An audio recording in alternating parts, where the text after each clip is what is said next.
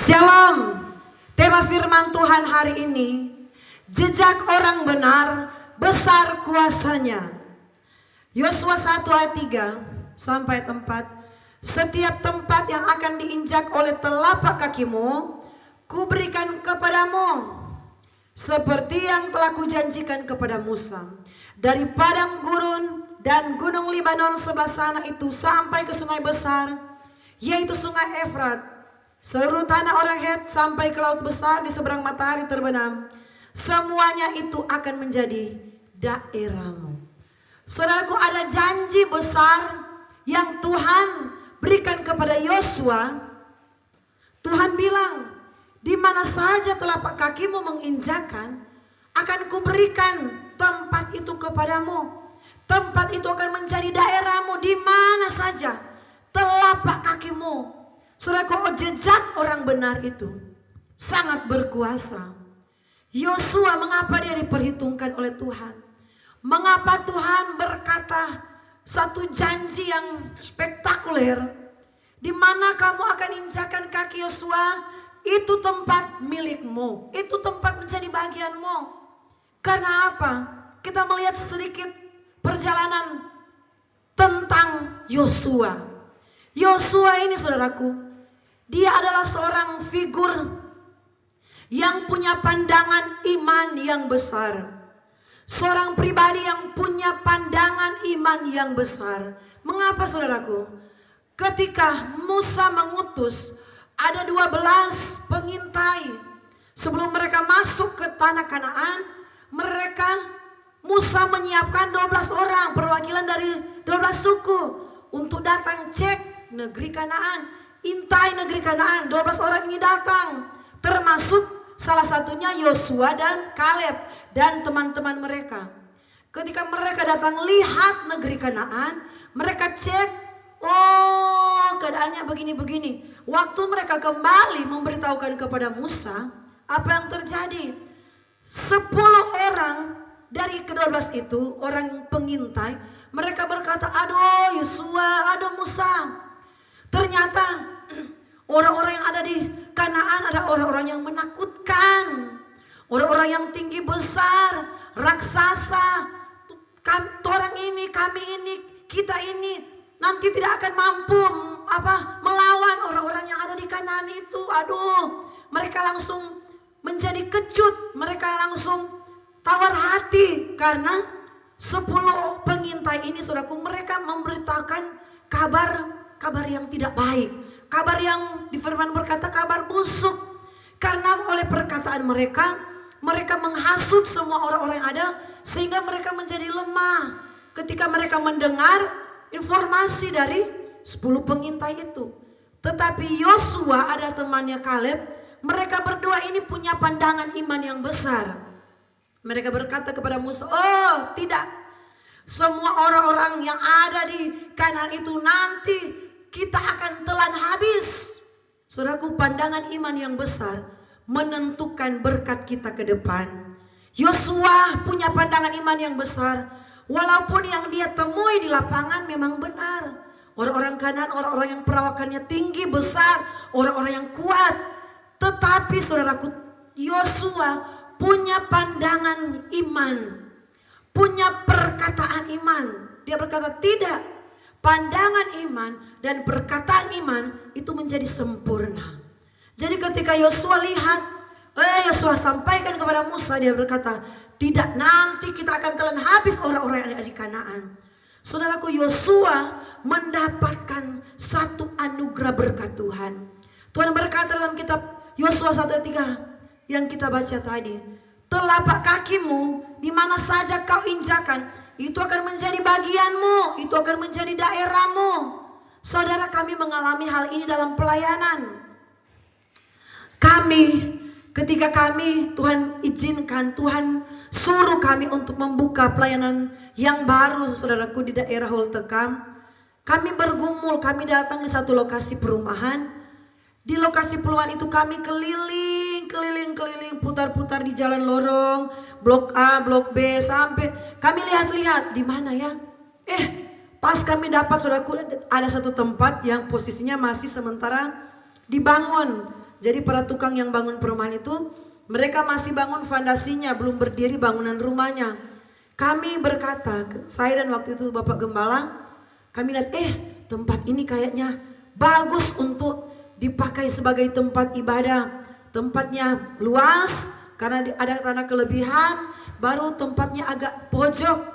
Jadi kita ada di tengah-tengah perumahan yang besar dan tempatnya baguslah sesuai pemandangan kami. Saudaraku, ketika kami merasa tempat ini cocok di hati kami berdoa, saudaraku. Kami berdoa, Tuhan, kami percaya tempat ini akan menjadi milik gereja Pondok Daud Anugerah Holtekam. Dan apa yang terjadi? Saya bilang kepada suami, kepada Pak Gembala, mari kita praktekkan firman Tuhan Yosua 1 ayat 3. Buka sepatu kita. Karena itu waktu pakai sepatu, saudaraku. Buka sendal kita, alas kaki, lepas dan kita berjalan di daerah situ, di sekeliling rumah itu yang sementara dibangun di halamannya. Kita berjalan-jalan dan kita katakan, tempat ini akan menjadi tempat di mana gereja akan berdiri dalam nama Yesus. Kami lakukan, saudara. Kami berdiri berjalan. Dan apa yang terjadi? Sudah kami selesai berdoa, kami cek di kantor pemasaran. Kami bertanya-tanya, saudaraku. Ketika kami tanya, ini bagaimana? Dia cek, aduh ini yang tahap kedua ini sudah full. Semua sudah di booking orang, sudah di DP. Kami lihat, aduh bagaimana ya. Baru kami tanya, ini yang nomor 100. Oh, aduh kayaknya sudah ada. Tapi yang jaga kantor pemasaran itu dia pikir-pikir, oh nomor 100. Pas dia cek lagi, oh belum ibu. Mau ini, yang nomor 100 ini yang kami doakan tadi. Iya sudah, itu saja. Kami mau booking, kami mau DP tempat itu, saudaraku. Jadi setelah kami bayar DP-nya, saudaraku, sambil menunggu segala sesuatu yang diurus, saudaraku, kami cek yang nomor 100 itu yang mana ya. Mereka tunjukkan, oh yang nomor 100 ini. Saudaraku, apa yang terjadi? Ternyata yang kami cek di kantor pemasaran, ternyata benar. Yang kami injak dengan telapak kaki kami, tidak pakai sendal yang saya katakan tadi, tempat itu akhirnya deal. Menjadi tempat untuk berdirinya gereja. Saudaraku, saya bilang, Tuhan itu ajaib ya. Ternyata jejak telapak kaki orang yang berharap kepada Tuhan, orang yang sungguh-sungguh dengan Tuhan, itu terjadi. Kami cek, orang yang kantor pemasaran ini berkata, sudah full semua. Yang nomor 100 ini pun dia bilang sudah full. Semua, nanti ada yang baru bangun masih di bawah, jauh, saudaraku. Tetapi ketika kami sudah yakin dan percaya, telapak kaki kami injakan di tempat itu, Tuhan nyatakan kuasanya. Tuhan nyatakan pertolongannya, saudaraku. Tempat itu, saudaraku, sekarang ini sudah menjadi gereja Anugerah Pondok Daud. Dan itulah Tuhan, ajaib Tuhan. Kami praktekkan firman Tuhan dan itu terjadi. Yosua, saudaraku, dia belajar beriman. Dia tidak ikut-ikutan dengan 10 pengintai yang lain yang merasa takut, merasa ciut, saudaraku. Cuma lihat orang seperti itu sudah ciut. Yosua tidak seperti itu.